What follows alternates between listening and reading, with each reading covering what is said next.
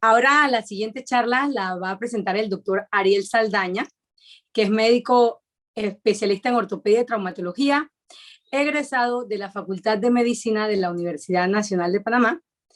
Hizo residencia en ortopedia y traumatología en el Hospital Santo Tomás. Ha sido presidente de la Asociación Panameña de Ortopedia y Traumatología en diferentes ocasiones. Es miembro de Operation Walk en Panamá, profesor de la Facultad de Medicina de la Universidad de Panamá. Actualmente ejerce como director del Centro Médico Paitilla y ha sido expositor nacional e internacional en varias ocasiones. Nos va a hablar sobre fracturas por fragilidad, si opera, sí o no y cuáles.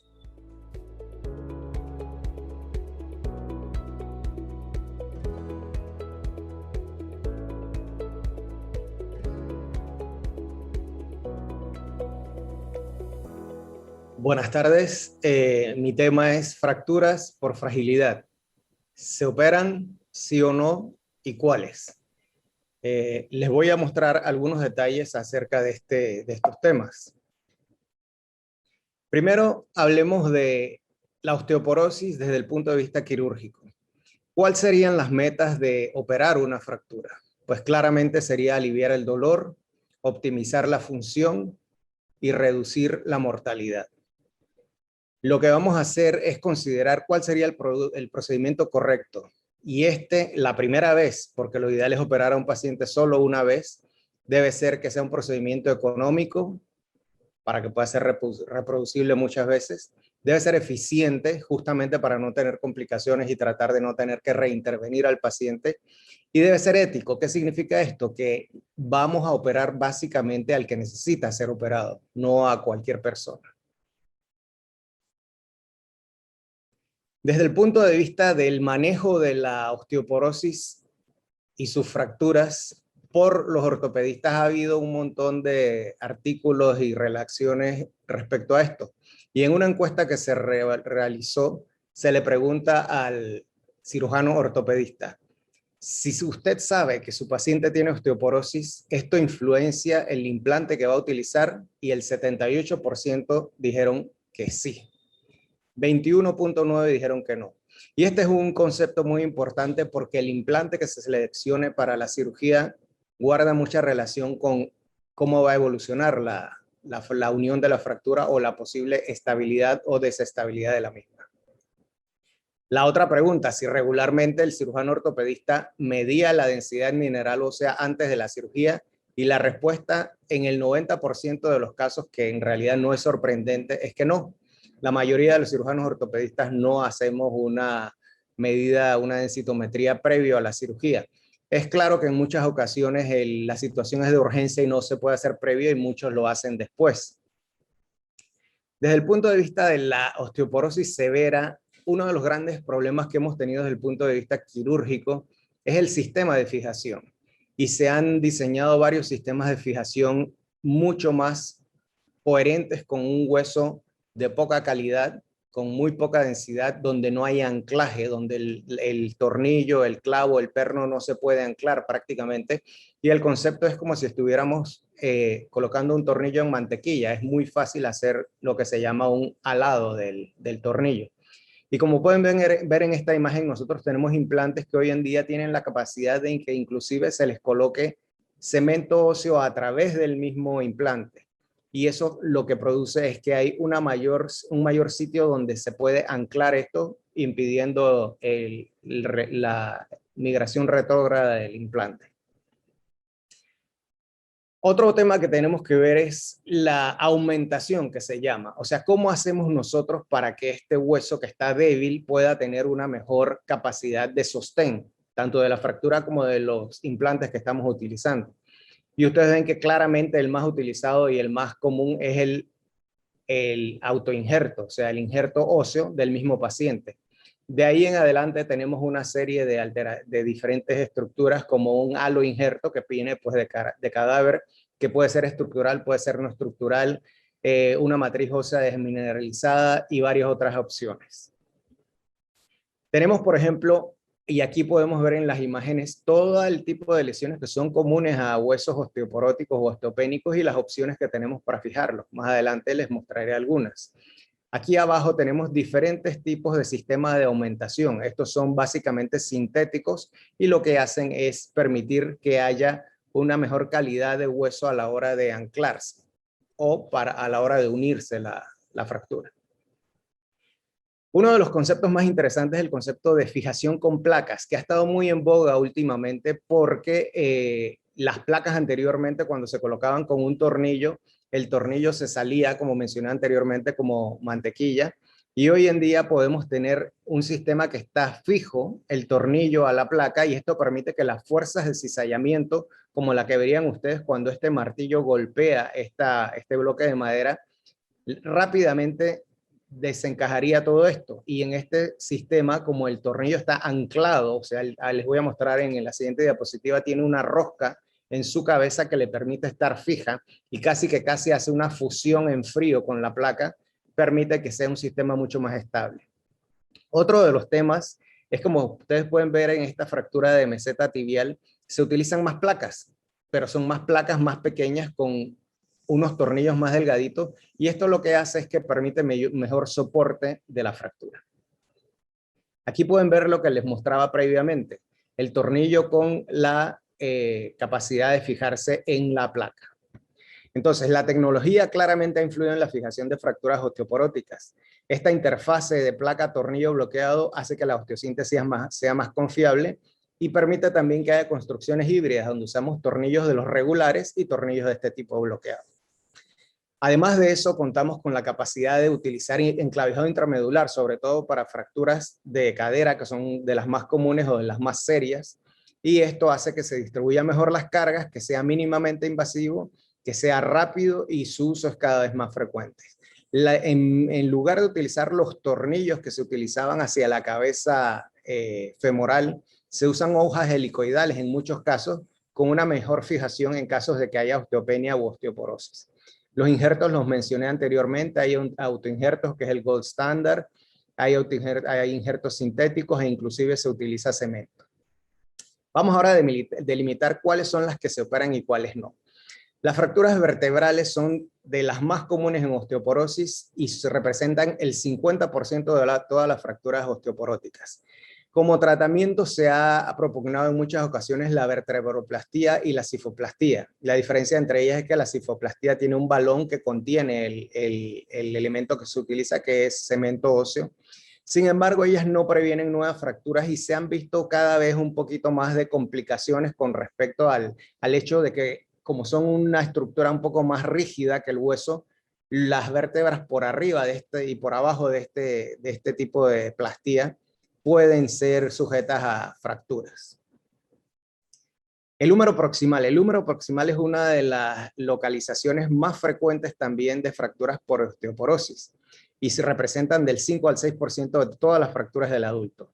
Se ha visto que hay poca ventaja si se fija o se reemplaza versus un manejo no quirúrgico en adultos mayores. Esto lleva a que en pacientes mayores de 65 años los resultados quirúrgicos y no quirúrgicos al cabo de unos cuantos meses son similares, o sea que no hay una gran ventaja. Así es que es muy importante definir el rol de la intervención quirúrgica. Y es muy importante que en los hospitales, en los sitios donde no haya todas estas placas especiales, placas bloqueadas, placas específicas para húmero, el grupo esté tranquilo con un tratamiento no quirúrgico, porque lo importante al final es la función del paciente y que no haya ningún tipo de complicación. Y obviamente una cirugía siempre puede tener un poquito más de complicación desde el punto de vista de infección, etcétera, que un tratamiento no quirúrgico. Aquí tenemos una imagen de una fractura de húmero proximal. Si ustedes se fijan, se ve la fractura bastante en sitio, pero pareciera que hay una subluxación o una luxación. Esto muchas veces tiene que ver con el tipo de radiografía que se pide. Si uno pide una radiografía verdadera del hombro, se da cuenta que la relación entre la cabeza y la glenoides está conservada y que la aparente subluxación es nada más una debilidad del deltoides y este paciente no requiere mayor tratamiento que un cabestrillo y una rehabilitación temprana. Desde el punto de vista de radio distal podemos observar que son el 17.5 o 20% de todas las fracturas del adulto y ocurren pues en dos modalidades, en los muy jóvenes, menores de 20 años, y en los mayores de 50 a 55, sobre todo mujeres por el tema de la osteoporosis u osteopenia. En una investigación que se realizó acerca del tratamiento quirúrgico o no quirúrgico de estas fracturas, se llegó a la conclusión de que no había diferencia funcional luego del tratamiento quirúrgico y no quirúrgico en mayores de 65 años. En menores de 65 años, las escalas de movilidad, las escalas de resultados reportados por el paciente son mejores para el tratamiento quirúrgico, así es que se favorece el tratamiento quirúrgico. Y aquí tenemos un ejemplo claro de lo que es una fractura de radio distal con el desplazamiento típico, que es un desplazamiento dorsal en la mayor parte de los casos, la famosa fractura de Colles. Y pues nosotros podemos hoy en día con el paciente con una anestesia muy temporal, hacer una manipulación, una tracción, colocar la fractura en su sitio, como se ve aquí, transmanipulación, perfectamente reducida tanto en la vista AP como en la vista lateral. Todos los valores se han regularizado. A la paciente se le coloca un yeso pequeño y ella al cabo del tiempo funciona sin limitación. Sin embargo, si tenemos este tipo de fracturas que ustedes claramente ven que es muy conminuta y que aquí no hay forma de que esto se pueda mantener estructuralmente estable, si con un yeso, por ejemplo, es mandatorio hacer una fijación, una osteosíntesis. Así es que es claro que tenemos que identificar caso a caso, identificar el paciente, identificar si es humano dominante, no dominante, el nivel de actividad que tiene, el deporte que practica, una serie de variedades. Las complicaciones que se incluyen en varios estudios en un metaanálisis de las fracturas de radio distal, que es una de las más comunes y es la primera que se observa alrededor de los 50 años de edad de los pacientes, son varias. Y tenemos que hay más o menos el mismo número desde el lado no quirúrgico como del lado no quirúrgico, 147 en este caso en cada lado.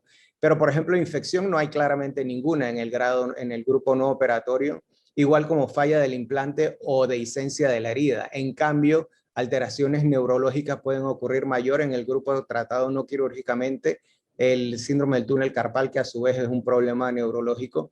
Problemas como dolores crónicos o síndrome doloroso regional complejo también se pueden ver con alguna frecuencia. Así es que es claro que debemos identificar el paciente, individualizarlo como he mencionado anteriormente.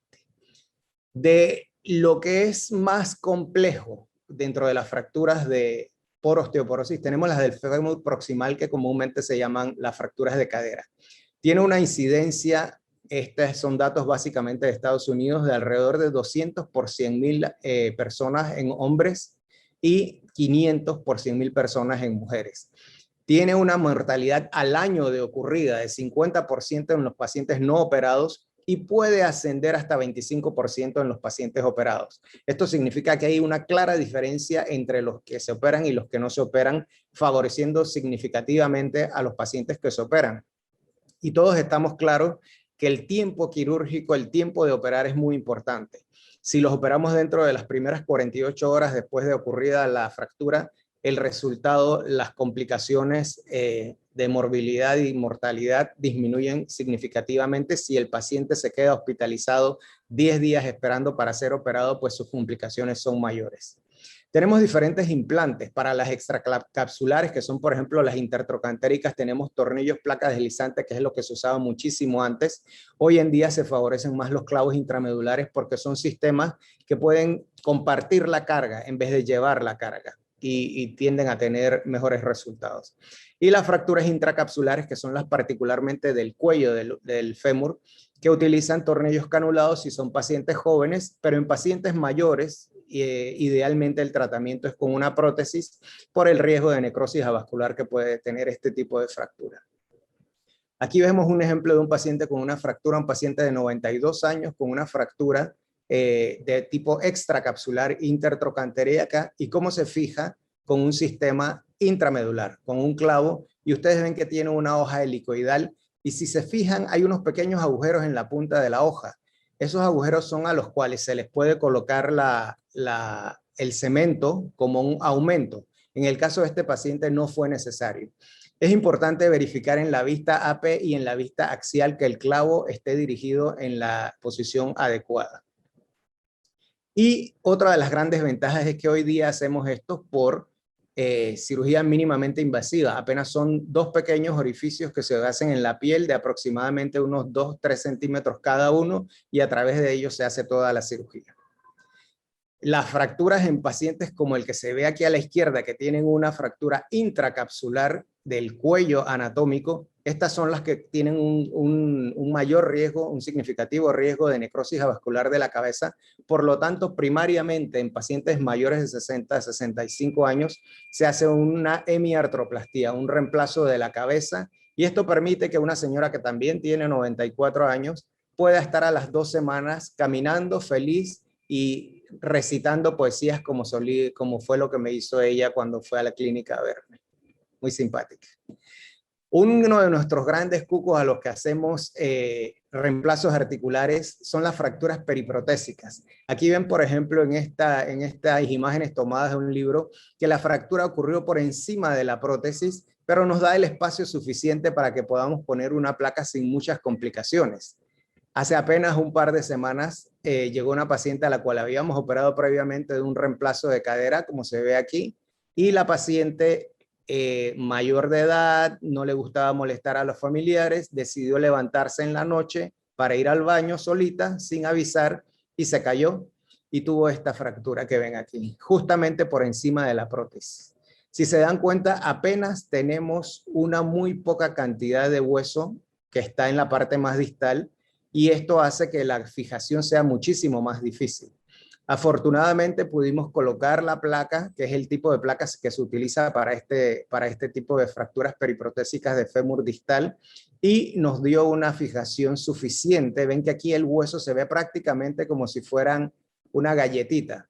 Se ven aquí fragmentos, pero acá en este sitio bien distal logramos anclar los tornillos de bloqueo en hueso que pudiera fijar de una manera algo estable. Por supuesto, la estamos protegiendo con un sistema de un inmovilizador externo para que no haya el riesgo de que se fracture nuevamente por el tipo de palanca que ejerce.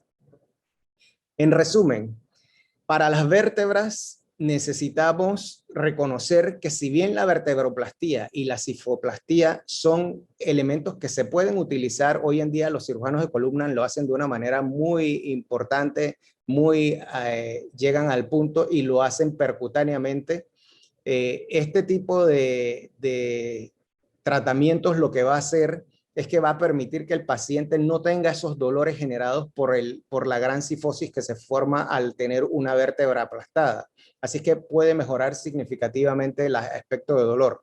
Ahora, como mencioné, podemos tener el punto de que las vértebras por arriba o las vértebras por abajo sean sometidas a una mayor tensión y la paciente o el paciente tener una fractura por debajo o por arriba de la misma. El radio distal, que es la fractura más común que vemos y la más temprana, y esta hago la salvedad porque en estos pacientes generalmente son los primeros que nosotros los ortopedistas evaluamos. Es un paciente de 50 años, la mayor parte de las veces una mujer que cae y tiene una fractura de coles. Nosotros usualmente tratamos esa fractura, puede que la tratemos quirúrgicamente, puede que no, pero hay un tema con esta fractura y es que ese fue el primer aviso de que la paciente puede tener osteoporosis o puede desarrollar osteoporosis. Así es que esta paciente es clave por el manejo del ortopedista para hacerle una densitometría, para seguirla, para prevenir la segunda fractura. Recuerden que uno de los factores más importantes en la aparición de una fractura por osteoporosis es que la paciente o el paciente hayan tenido una fractura por osteoporosis previamente, una fractura por fragilidad. Y este es el caso típico. Entonces yo diría que nosotros estamos dejando pasar una oportunidad de oro si a los pacientes que tienen una fractura de radio distal en sus 50 años no les hacemos un seguimiento adecuado, no les hacemos una densitometría, no los evaluamos por la posibilidad de tener una fractura, tener osteoporosis y desarrollar una fractura 15, 20 años después. El tercer punto muy importante es el húmero proximal. El húmero proximal está claro que en mayores de 65 años funcionan muy bien con un manejo no quirúrgico. Y aquí quiero comentarles una anécdota. Un colega mío, amigo, que maneja hombro, o sea, es cirujano de hombro, en el hospital estatal en que trabaja regularmente tenían placas para húmero proximal bloqueadas especiales y pues él operaba a los pacientes. Resulta que por alguna razón hubo un problema en la compra de las placas y el hospital se quedó por meses sin tener las placas para la cirugía. No le quedó más remedio que manejarlos no quirúrgicamente. Y me comentaba él que cuál no fue su sorpresa cuando se dio cuenta que el resultado funcional de muchos de estos pacientes que eran tratados no quirúrgicamente era mejor que el que tenían los pacientes tratados quirúrgicamente. Así es que aquí hay que tener cuidado con la presión que a veces tenemos de la industria, de que hay que poner la última placa, hay que operar a todos los pacientes. Eso manejémoslo con mucho tacto, con mucho cuidado, porque no es cierto. Nosotros tenemos que usar el criterio médico para decidir si el paciente realmente se beneficia de una cirugía o no. Entonces, eso es sumamente importante.